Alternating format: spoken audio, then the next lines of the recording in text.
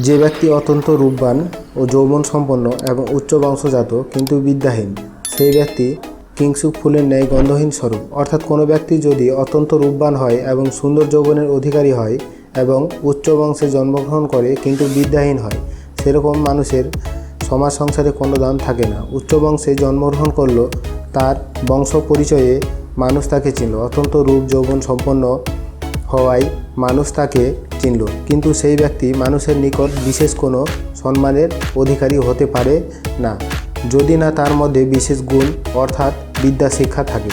সেই ব্যক্তি কিংসুক অর্থাৎ পলাশ ফুলের মতোই হন। জ্ঞান না থাকলে মানুষের মনে তার জন্য কোনো স্থান তৈরি হয় না।